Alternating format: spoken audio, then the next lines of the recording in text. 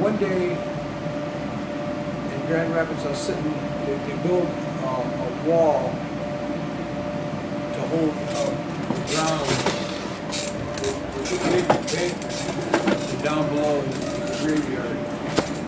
And the street is built up above that. And so they put a sidewalk in there, but they wanted the sidewalk to stay because the water washing the dirt away and caused it to collapse. So they put a wall there and helped hold it all up. I was sitting on the wall and the sun was shining on me. I just closed my eyes. A minute later, or 2 minutes, whatever, some woman says, stopped her car and parked it somewhere and ran over there. Parked it across the street somewhere. Ran over there. She says, I was driving the other way and I come back and I see you sitting there with your eyes closed. I wanted to make sure you're all right. And she sounded a little, not ecstatic, a little, I can't say hysterical, she just sounded a little goofy, like someone on medication. I've been around people when I worked at the hospital. They don't talk, They just kind of, and that's how she was. And I thought, yeah, well, you're okay, I think. The point being is, she says, I want to make sure you're all right. It's a new world. It's a new world of thinking. You close your eyes and they want to know if you're alive. I was at the park, Duluth, and I don't know. You probably don't know nothing about Grand Rapids, so I'll just say Duluth because that's the street it's on. And across the street from the park is a police station.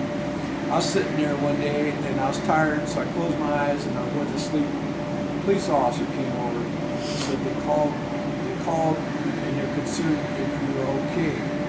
Somebody called. Next day, same thing, same police officer. I says, oh, they call again? He goes, yeah. He didn't like it. And all it was, they were a nuisance. They're being a nuisance because for whatever reason, this guy's sleeping on the picnic table, flopped over on the table, hands over, and there's a lot of idiots out there. Oh, something's wrong. He's got his head down. He's not up. You got nothing to do with nothing. It's just their own squirrely mind. I'm walking in the same, about a mile away from there. I'm walking around this backside of this grocery store called Plums. There's a trail going up, upward trail with a road there, and there's a guardrail going all the way around in the back. There's a church, about maybe a 75 feet incline, whatever. I was halfway up there. I think I told you about it. I had a mouse in my hand, and I was looking at it in the sunlight, watching the squeak, just playing around, And I wasn't next to the rail, but I was by the rail because next to the rail is the road. You got about 5 or 6 feet between the pavement and the railing, so you're in there somewhere. And that's where I'm at, in there. And I'm looking at, just playing around, walking up the road. And an officer called and says, rather came and said, somebody called and says, you appear to be sick, hanging over the railing.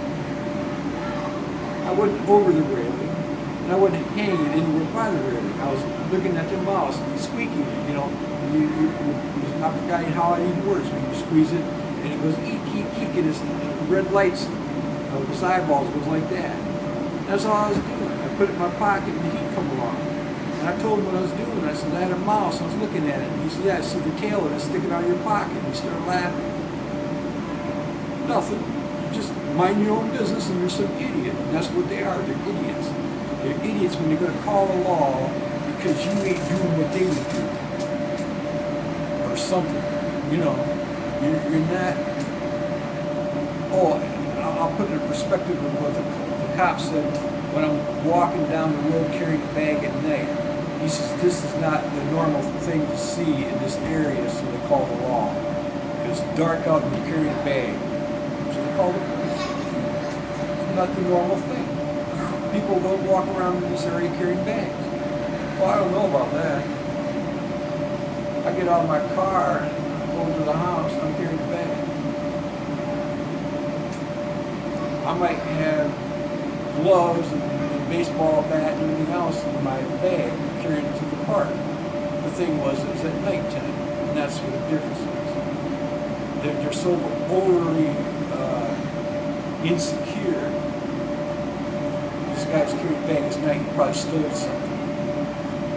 I remember when I was going to high school, Southwestern, and I had a bag with me or something.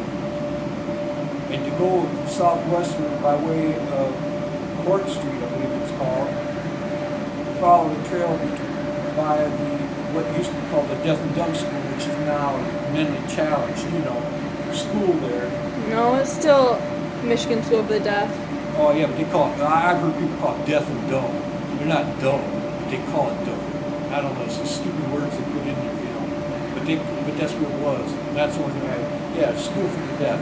Okay, I'm walking a trail going back there, and in the backside there's a fence there. Sometimes it's unlocked, and sometimes it's not. When I went to school, sometimes you had to climb over the fence to keep on going, or you had to go all the way around. And so many of us went right over the fence. Well, one day I'm walking, carrying a bag, I think it was, a box bag, I don't remember. I think it was a bag. And this guy who couldn't speak was walking with this woman, probably an employee, and this young guy, maybe 20 years old, says, she goes, no, he's implying I'm stealing something, just because I have something with me. Implying I'm a thief to this employee. I assume was an employee. She was an older person, in her 30s or so, he's maybe 15, 20, He suggested to her that I'm stealing something, just because I'm carrying something. It was broad daylight. People are so insecure. Whoa. Did you steal that? This?